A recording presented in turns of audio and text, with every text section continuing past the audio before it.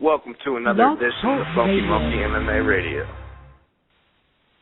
You're listening to Funky Monkey MMA. I'm Rob Mead, joined by my host, Fred. How you doing? Hey, what's going on, man? Not much, man, not much. Today we're going to be joined by Tommy Truex, who fights in the XFC. He trains out of Jackson's MMA, a very awesome camp. He holds an 8-3 professional record. How you doing today, Tommy? I'm really well, man. How are you? Pretty good. Awesome. So I wanted to ask you, how did you originally get into the sport? You know, I've always been a fighter by nature. I was always kind of an asshole. So, am I on regular radio or internet radio? Nah, just internet radio. You're good. Sweet. Okay. Sorry. So I've always been kind of an asshole, and I just never really allowed people to pick on me and stuff like that. I got suspended a lot, and I got fights. And I was a short little fat kid, and I wrestled most of my life and did all kinds of martial arts and stuff, but I wrestled in college, and then I got deployed to Iraq. I've been part of the Army since 2002, and I came back from my tour, and they cut the wrestling program, and a lot of my friends started fighting, and they started doing MMA, and I was like, well, that sounds like fun. So I hopped in feet first and started fighting all the time, and then 10 years later, I'm still doing it. So very cool. First thing I want to say to you, Tommy, is thanks for your service. We all appreciate that. That's my pleasure. Thank you. I'm watching actually your fight right now with David Jansen. Of course you are. Of course you are. That's a lot of fun. Yeah, Dave Jansen he's a tough SOB. It was back in 2008. Yeah. So it was quite a while ago, and I know we've both evolved since then. But it's a good fight. Yeah, he caught me with a gnarly overhand right. How do you feel about the difference between fighting in a ring and a cage? I fought in the ring a few times. I really don't like it. I'm a wrestler by nature. That's what I've been doing most of my life. So the ring is really a really big pain in the ass. Sometimes you get caught in it. People go through it. You can't. It's hard to take people down off of it. They tend to grab the rope when they're going down because they're assholes and they don't want to go down. So they cheat and you miss takedowns. It's happened to Matt Lindland. You watched that fight with Fedor. The famous quote after that was, "Man, I wish I had a rope to pull out of that armbar." So I'm not a super big fan of the ring, but when it comes down to it, I'll fight in a parking lot. I don't give a shit. So. Yeah, I hate to bring up that fight, but yeah, I saw you fighting in the ring, and I felt like it was a detriment to your style, actually. It seemed like you couldn't pull the trigger on some of your shots because it looked like, the position of where you were in the ring. It looked like you were kind of, limited by, okay, if I shoot, I'm going to go right through the cage or right through the ring. Right. Yeah, and that was mostly, to be honest with you, I think my major fault in that fight was I had these newfounded, Muay Thai skills I thought I had. So I was adamant that I'm gonna trade punches. Dave Jansen's a national champion wrestler. I'm not a national champion wrestler, but I'm fucking good at it. So I was like, you know what? I'm just gonna throw some punches. And he threw more violent punches a lot faster than I did. I'm kind of a slow starter sometimes. Kind of work my way into full on berserker rage kind of thing. And he pulled the trigger, man. Like, he pulled the trigger quick, and he knocked me completely unconscious. That first time he hits me with that overhand right, I was completely out. So he beats me for about a whole minute after that. The first time I go down, I'm unconscious. So if you watch it, there's a couple times I go down. I get up, go down, get up, go down, and then he beats me up on the ground, and I remember nothing. And if you zoom in and you watch after the ref pulls Dave off me, I look up at him and I go, what happened? So, was my major fault. You know, I joined Jackson's. I have a world-class Muay Thai striking coach, Mike Winklejohn, who's just incredible. Sorry, excuse me, that's my business phone. Sorry, but so hey, this is Tommy at Brother Boys. I have to call you back. Sorry about that. Shit. I own a CrossFit gym that I run. So that was some customer I just pissed off. But Right. yeah. But yeah, so I worked with Mike, and I thought that I had lots of good skills that I was comfortable with, and then I found out I didn't. So I've been working diligently since then. I've got a good buddy who works out of MMA there, Bubba McDaniel. Shout out to Bubba. I love Bubba McDaniel. He's one of my favorite people on the planet. Yeah, he's promising to come on the show. Haven't got him on here yet, but he keeps promising he's going to be on here with us. Oh, just give him, send him a text, give him a ring, man. He's always down for an interview. He loves talking to people. He's he a good person, yeah, he's a good guy. guy. I love him. Like what I love most about him is that he's pretty popular. People know who he is, and he just loves everybody.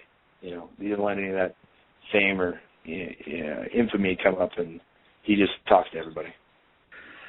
Yeah, he's been around for a long time. Getting to work out with those guys at Jackson MMA's got to elevate your game just to survive. Oh, buddy, I went into Jackson in 2006 with Nate Marquardt, Keith Jardine, Rashad Evans, some Cowboy Donald Cerrone just came down, Lenny Garcia, Brian Stan was coming over there all the time. George St. Pierre would come down all the time. I got my ass kicked for like a year, and like just brutally bad. I was in college, and I had a hard time making class, not because I'm lazy in school or because I was broken and hurt, but there's a few times where I was in like Spanish class, and I'm like giving a presentation in Spanish, which I don't speak Spanish. I'm retarded, so I'm trying, and then I start bleeding through my nose, just all over my white shirt in the middle of a speech, and so yeah, those are some brutal times with Mike Van Arsdale is our conditioning coach, and we had a lot of fun those days, and we still do. We have a great time, but those are some gnarly days. That's awesome. So who are you fighting next? When's your next fight? So I got my XFC fight September 6th. I got Evan DeLong on tap. Interesting. Evan is from Fort Wayne, Indiana, which is where I'm based. Oh, right on. Yeah, I did watch some tape on him. They gave me, he's a good opponent. He's game. He has a 500 record, but he's relatively tall for 55ers. 5'9", 5'10". Dude's he has some submission skills, so I'll be watching for that. I'll be working on that diligently on my sub defense, and that should be a fun fight. This is going to be a good fight. That's going to be a really interesting fight. We'll see how he handles my pace and the elevation here in Albuquerque. So if people aren't conditioned and they fight it in Denver or Albuquerque, it's going to be a nightmare for him. So he better fucking put in the work. Yeah, that altitude is no joke. You go up there and think you're in shape, and then you jog around the corner, warm up, and you think you're going to have an asthma attack. Absolutely. Yeah, it's crazy up here. Monkey jumps on your back. That's what we used to say. The gorilla grabs you and you're done. Yeah, for sure. For sure. So I wanted to ask you, Tommy, who would you say is your biggest inspiration? My biggest inspiration? I would have to go with, besides the standard, my military friends, Brian Stan and Tim Kennedy. They're phenomenal athletes, and I hope I'm as good to the sport as they've been. But definitely outside of that, the whole military camaraderie thing, I would say Clay Guida. Clay Guida is the hardest working son of a bitch on the planet. And every single time he goes out to fight, the dude puts on a show. And that, when it comes down to it, this is entertainment. People come pay money to watch us fight for entertainment. And if you're not an entertaining fighter, if you don't bring everything you have, all the tools you can possibly bring, then you're doing everyone a disservice. If you just take people down and hold them for 3 rounds and hope you win, then you're a toolbox. in my opinion. It's just ridiculous. I think the biggest problem in MMA right now is people who don't fight to win, who are just fighting to not lose. That's my favorite saying. I always fight to win. I never fight to not lose. If you talk to anyone who's ever seen me fight, even the Dave Jansen fight, I wasn't definitely fighting to win. I just got off to a slow start. But, man, every fight I've ever been in has always been entertaining. I'm always going for the kill. I fought some tough sons of bitches, man. Like I fought, like a bronze medalist in the 2000 Olympics, Farid Kadar. That French little bastard. He ran for me for 3 rounds, but I chased him down and I did everything I could. I took him down, punched him, kicked him. We did everything possible, and it was a super entertaining fight. And it came to a decision, but it was still fun to watch. So that's how I like that. I got to say I'm a big fan of Guida, too. It's like watching the Tasmanian Devil. Anytime someone hasn't watched MMA and they're like, what's the sport about, I want to turn them on to Guida versus Diaz or Guida versus... Yeah. First, Guida versus pretty much anybody is going to be a great fight. I definitely don't want to turn them on to the last main event or co-main event we just had with Rory MacDonald and Jake Ellenberger. Oh, that was just garbage. First fight to watch. Idiots. I mean, come on, guys. You're getting paid money to fight people, and Rory MacDonald spent all of his time keeping away with a jab, which, technically, good for him. That was a great fucking maneuver. He did well. He stopped takedowns. He landed some punches. Well done, Rory MacDonald. Everyone on the planet fucking hates you. You're a complete douchebag. Way to not fight. And then fucking the other cat, what's his name again? Ellenberger. Ellenberger. That guy's put on some great performances. I love watching Ellenberger fight. He's a fucking terror. He throws big punches, big takedowns, always goes to hurt people. And then on his main event, debut, he decides to be a complete pussy and not fight. Come on, dude. What are you doing? Yeah, I was pretty taken aback by the whole style of that fight. I mean, Roy's jab, everybody in the world knew he was going to throw that jab. Those guys from Faraz Sahabi's TriStar, GSP and those guys, that's what they do. They set everything, the pace is set with that jab. If you're not going to figure out how to slip that jab, you're going to have a long night. Right. And, you had to. Come on, man. You didn't do any homework? Your coaches just said, fuck it, we're not even going to watch tape? Come on, man. But, I trained with GSP. I helped him. I played Matt Serra for him when he got his title back. And it actually it always surprises me when he fights because in the practice room, he's a finishing, destroying tornado of ass batter. Just ass beating. He just kills people. He takes them down. He trashes them. He submits them. And then on his feet, he lands these horrible, strong, powerful jabs, leg kicks, spinning back heel kicks, and he just beats people up. And then when he performs, there's the thing. It's the difference between fighting to win and fighting to not lose. And he makes people look just completely ridiculous. They don't even belong in the same cage as him. But it's still you'd want to see a guy like that at that status just going out there and go for the jugular, Yeah, I feel like he's about to have a breakout moment. I know a lot of people are picking Johnny Hendricks. Johnny's got a lot of power in his punches, but I don't know. It's hard for me to vote against GSP. I'm not a huge GSP supporter. I'm not one of his biggest fans. I'm with you that he's got the talent to finish everybody, but doesn't seem to be pulling the trigger. Right. But I don't. The whole Spider-Man saying, with great power comes great responsibility. You have the responsibility to go break people's arms and choke them unconscious. That is your job. Go do your job. Don't half-ass your job, and don't do the bare minimum to not get fired. Go hurt people. That's what you get paid for. And that's what I might have to put that on my Facebook status tonight as my status. My job, great power comes great responsibility. Your job is to break people's arms. That might go on there, Tom. That sounds awesome. Do it. You'll have to quote Uncle Ben on Spider-Man for that one. I will have to do that. Yeah. That's great. We got a Spider-Man reference. Yeah, that's pretty much all I do. I'm a giant nerd, so I spend my time reading fantasy books and reading Star Wars books or some sort of fantasy novel or reading comics. So Okay, now you're speaking my language. I've been collecting comics since I was 5 years old. Yeah, buddy. Yeah, I'm not super like on the comic scene. Like I have two of my best friends are like the biggest comic book nerds you'll ever meet. One's a special forces operator in the Army, and it's funny because he's this like big, tall, dashingly handsome-looking, tall, dark dude you see in the movies. Yeah. But he's a complete fucking dork.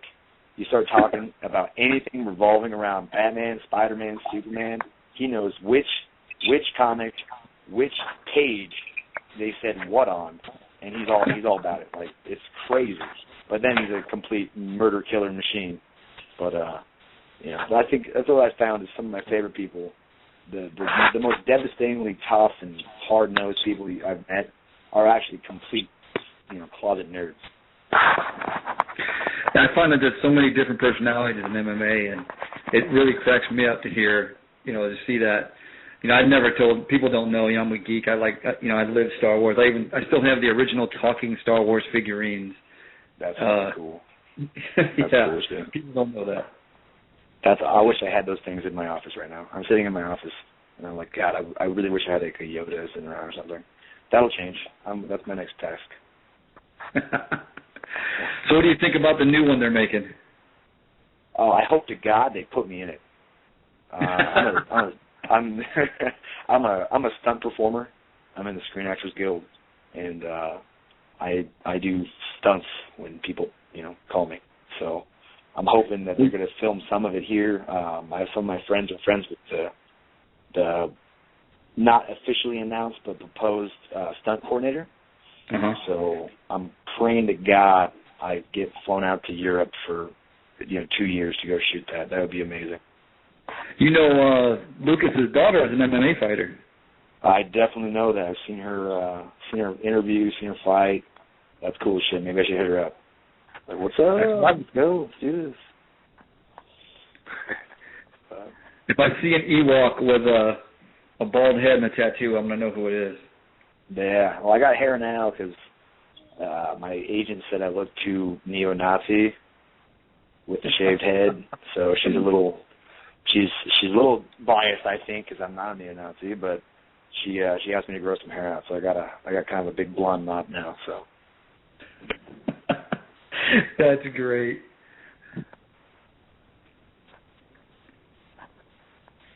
So I wanted to ask you, are there any other sports you dig other than mixed martial arts? The CrossFit. CrossFit. I don't watch. Have you ever competed in that? Football. I'm starting to. I've always used it for conditioning, and it's really elevated my game. Like I've always thought of myself as a pretty good fighter. I'm decent enough to hang in there with some of the best. So I've always I thought I was pretty good, and then I spent the last year and a half overseas in Egypt doing some peacekeeping missions with the Army. When I didn't have anyone to really fight with, I had one of my Canadian friends was a boxer, so we did some boxing once in a while, and then I taught some jiu-jitsu classes and some combatives classes just to kind of keep on it, but I really didn't train, but I twice a day I'd go CrossFit in some form or fashion. I'd go do a WOD, usually I'd do like whatever the main site workout of the day was, and then at night I would go do work on my whatever I felt like, deadlift, power cleans, whatever, sprints. And I came back to the gym in January this year, 2013, after being gone for about a year and a half or more, and it's like I never left. What I lacked in technical jiu-jitsu, I made up for with conditioning and strength. And that's when I really decided to open my gym. I was just so impressed by me still being able to hang in there, and all I really did was condition my body. So I was like, I want to share this with people because other people can use what I did for conditioning. They can use that in whatever their lives are, whether they're nurses or cops or teachers or they sit behind a desk all day and want to get in good shape. So I just opened my gym last week. You should, if you have a website or email where they can contact you about your gym, you can shout that out right now. Yeah, it's desertforgecrossfit.com. And it's awesome. it's a pretty dope-ass gym. Like, I'm a business major. I have a, business degree, and I couldn't do the traditional start out of my garage and grow organically and take a bunch of time and all that kind of stuff. It just wasn't my style. So I put together a business plan, got some investors, and then I opened a 3,000 square foot gym with all Rogue outfitted equipment. And I found the best trainer in town, got him more certifications through CrossFit, and then I hired him as my head trainer. So I've really stacked the deck in my favor. We've been actually operational for 4 days, and I have 35 members. So I'm pretty amped up about this. Sounds like you're doing something right. I hope so. We'll see. You know what Lombardi said about conditioning, right? What Lombardi said about conditioning, fatigue makes cowards of us all. I feel like in fighting, the guy who can last a little longer, maybe the guy who can take a little beating. Nogueira's a good example. Big Nog took a good beating, and that took him to a lot of titles. Oh, without a doubt, because it's when things start hurting. Because when things don't hurt, and your adrenaline's pumping, and you're just slinging punches, and you're missing each other, and you're not landing hard, or it's grazing shots, and it's not that bad, and it's fun. You're like, oh, this is cool. I can do this forever. And then when, like I say, my last loss was against Kyle Baker. Kyle Baker, 9 out of 10 times, I should just completely destroy that kid's face. He should die, like, in the first round. But I showed up, cut a lot of weight. It was the one real job I had. I traveled a lot. I was a recruiter. And I didn't cut right. I cut way too much weight to the point where IVs were blowing my veins. Like, I couldn't get IVs back in. And I go out there anyway because that's what I do. I fight. And for the first minute, I'm just beating the crap out of them. And then I just completely start nosediving down into the spiral of despair. And I remember that's the first time in a fight where I go, God damn it, that hurts. He tie clenched me, and I pull out of it, and then I ripped my hamstring and my glute. And it was awful. Like, my whole back of my ass was like black. But he spent the next 2 minutes just using me as a punching bag and kneeing me. He kneed me almost to death. Like, my heart stopped. It was amazing. And then they finally stopped the fight after I took 15, 20 knees. And I just remember going, man, this is awful, and I'm so fucking tired. And all I want this to do is just him stop beating me. I really hope it stops soon. And it does. It makes absolute, and it's terrifying. You have another person there beating your ass, trying to kill you, hoping that the ref won't let him murder you. It's a scary feeling. That is a scary proposition. Now I feel like I need to go jogging. Go CrossFit somewhere. So I wanted to ask you if you had to have a dream fight with anybody, whether it be someone dead or alive, whether it's a fighter or anyone, who would it be? I would like to fight Nick Diaz. I would love to fight Nick Diaz. I want to work around his jabs. I want to work around his pitter-patter, wear you down. I don't think I have the exact same conditioning as him. I think he's a fucking freak who can go for 10 rounds if he had to. But I want to take him down, and I want to see if I can pass his guard and do some damage. I'd like to fight Nick Diaz. Plus, I think he's a dickhead.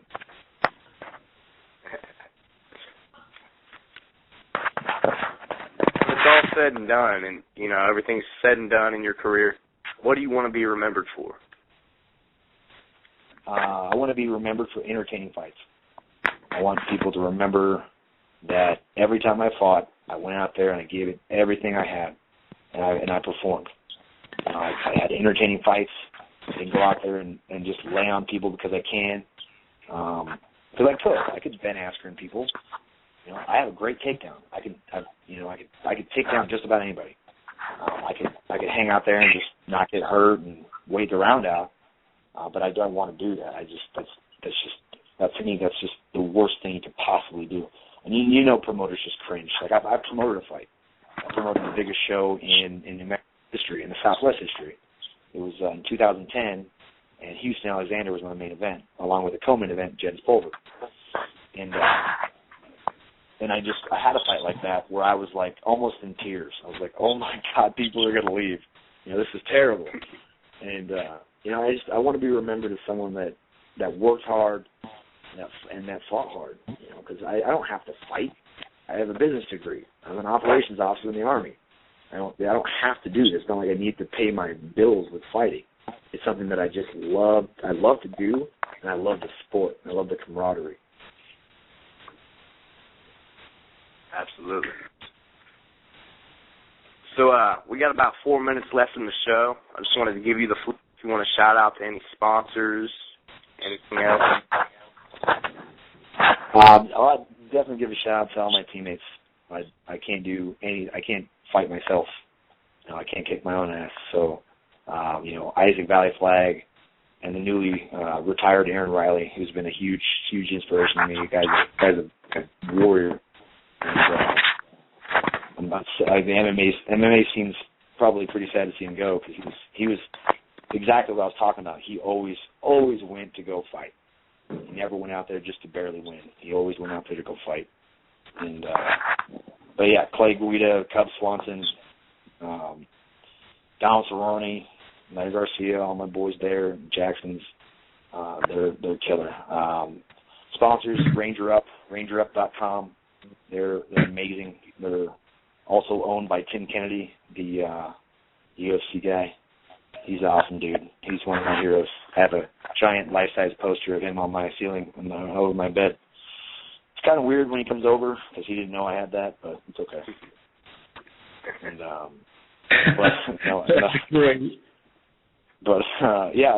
Virus International, they're just an amazing clothing line. They're a kick-ass sponsor. They always hook me up. And we also have Dexterous, is a local MMA brand here in Albuquerque. Dexterous.com. They're pretty awesome. They got some great stuff. It's owned by one of my teammates. And I want to thank the XFC. Thanks for putting me on the card.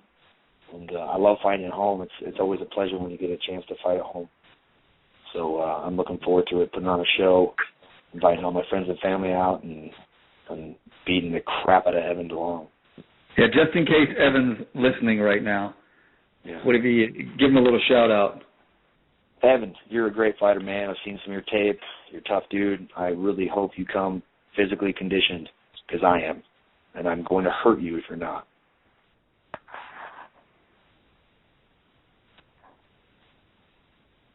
Right on. Well, thank you for joining us today, man. We appreciate it. No, man, it was a pleasure. Thanks for chatting, man. Yeah, we appreciate you being on today. Again, I want to thank you for your service. I look forward to seeing this fight. No, me too, guys. Anytime, let me know if you need anything else, and we'll chat soon. Thank you very much. All right, man. All right, take care. Thanks. Have a great one. Bye-bye. You too. Bye-bye. All right, real quick before we get out of here, I just wanted to give a quick shout-out to our sponsors. First of all, Hype Extreme Fightwear. Go check them out over at hypeextreme.com. Hype Extreme, where true athletes go for gear and support. Hype, helping you prepare every day. Check them out on Facebook, Twitter, or on their website over at hypeextreme.com. Also, I'd like to give a shout-out to KOBKfighter.com. Go check them out. Awesome shirts, $10. Can't beat that. And they got some badass gi shorts. Go check them out right now over at KOBKfighter.com. Go like them on Facebook while you're at it. And also while you're at it, go ahead and like XFC on Facebook and visit their website over at officialxfc.com. Follow them on Twitter at officialXFC. Then you can follow us on Facebook as well, facebook.com/The Funky Monkey MMA. Follow us on Twitter over at Funky Monkey MMA. You can also subscribe to us on iTunes and YouTube. Check us out. I'm Rob Meade. I'm Fred Rodriguez. Have a great one. Funky Monkey MMA.